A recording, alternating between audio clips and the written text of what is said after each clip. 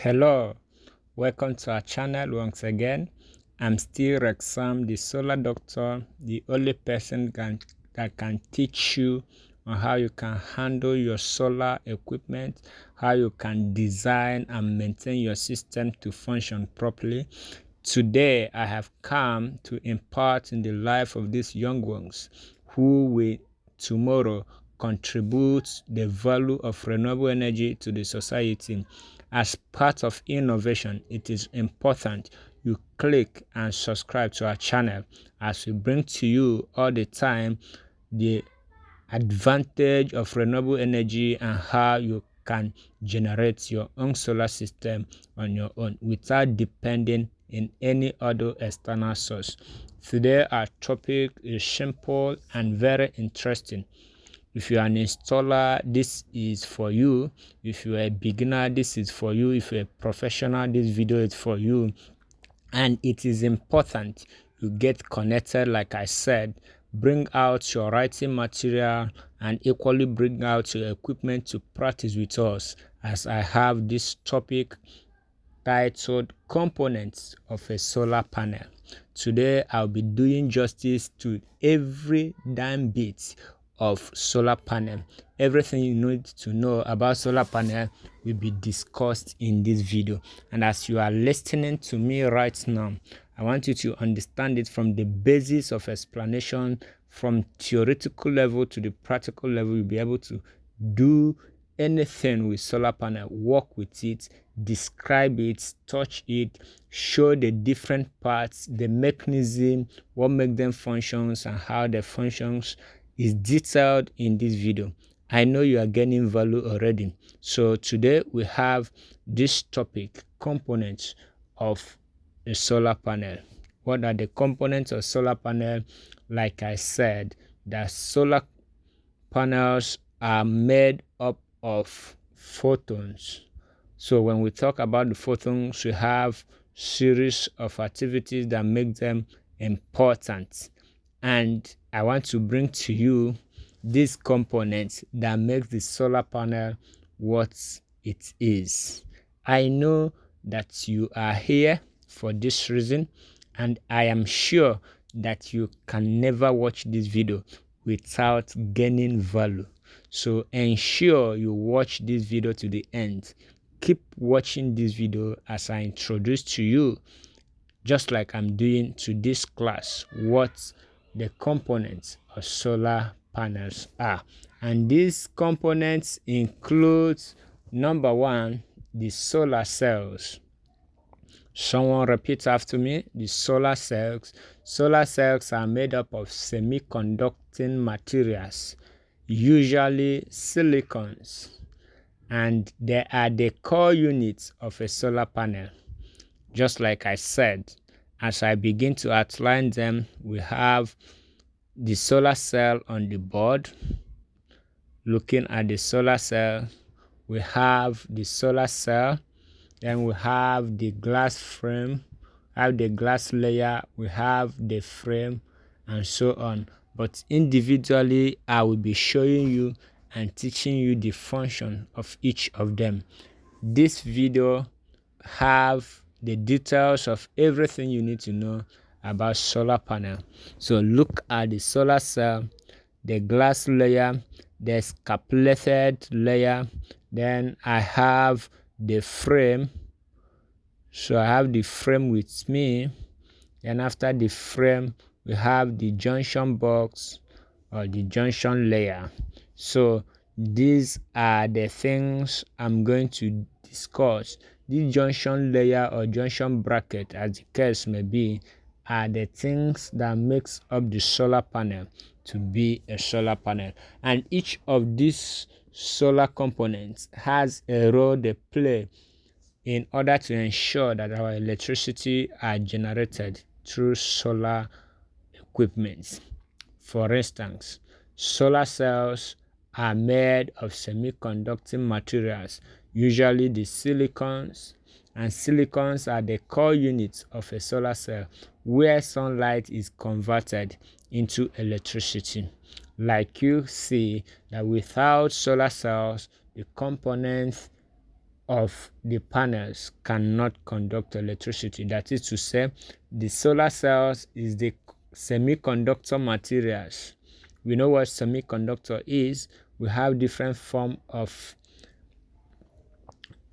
components. We have active and passive components, and semiconductor is one of the active components. How do I mean by active components? An active component are those components that can produce gain. What I mean by gain, when they receive input, it can be amplified. There may be an additional from their process of conversion. It can increase the gain of current or voltage in order to sustain electricity. So that's what it is. It's an active component. But the passive components are those ones that cannot produce gain. And the examples of these ones include the resistor. Just like you can see from the panel, as I just raise it up, the cells are always tiny on the panel.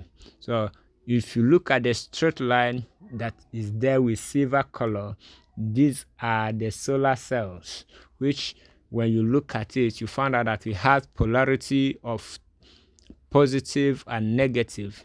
That is to tell you that it is actually the job of the solar cell to convert the electricity. I would pass on this panel round for the student to touch it, but the panel has gone round severally, so I'll be showing them how this is done. Then before we continue, let me equally discuss on the glass layer.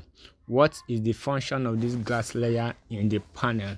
Yes, the glasses you see on your solar panel, they are not just ordinary glass. They have a role to play, and the role of these glass layers are to protect the solar cells from environmental damage. I repeat, the glass layer protects the solar cells from environmental damage. Just like we know that a conductor is anything that allows electricity to flow it. So if they are positive and negative and they are not protected with anything, there's a tendency of external objects to bridge the connection, that is causing short circuits along the line. So for it not to happen, we adapt to what we call glass layer. The glass helps to protect the solar panel from being affected, especially the cells of the panel. So it will help it not to cause electrocution. It also helps it not to do what? To cause short circuits along the line. It equally serves as a protective device from the environmental damage, like the sun.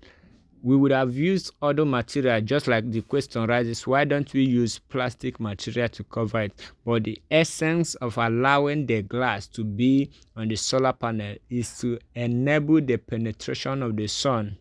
If we use plastic or any other material that is not transparent, the glass also allows the sun rays to penetrate in order to allow these cells to convert the energy from the sun. That is why it is important you study and follow this video to the end, so you get the details and the functions of each component that you see on the solar panel.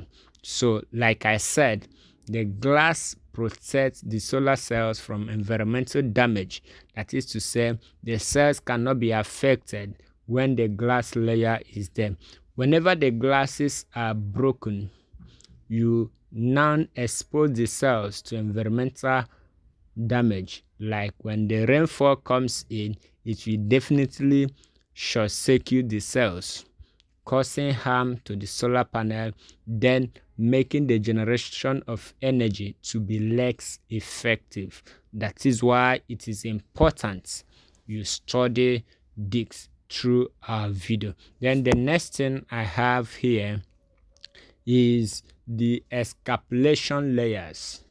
These are seals and cushions that the cells use in preventing moisture or dust from infiltration.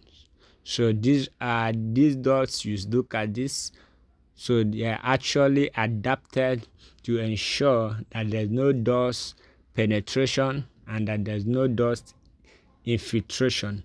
There's no penetration of moisture.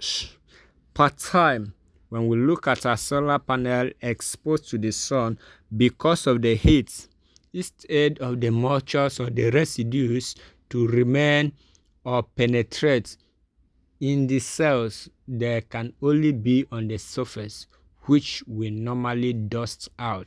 So for us to have effective solar system, the solar panel per time need to be dusted, making sure that they are clean, and this will make the system to serve effectively. So the encapsulation layers are those seals and cushions that the solar cells use in preventing moisture or dust from penetrating to the cells. So that is one of the things you should understand about it. Then I have the next component, which is the frame. Yes, I have the frame. Frame is actually the aluminum angles. Just you can see, they're typically made of aluminum, and it provides structures and support to the system. Like the four sides, if you look at the solar panel, the four sides, all of them have something attached to it, which is the aluminum side. The aluminum is what we call the frame. What does the frame do? It actually gives it structure and support. So it is for structural support in this solar panel. So it is also an important component, because if those things are not there, the breakage of the panel become easy. They are prone to breakage. So for that, you need to support it structurally. You need to structurally support it in order to ensure that they are properly maintained without breakage. For instance, when the panels are broken, the cells can equally cut along the line. So whenever there's a cut on the cells, the current is lessened, the voltage drops, and because of that, it doesn't generate effectively.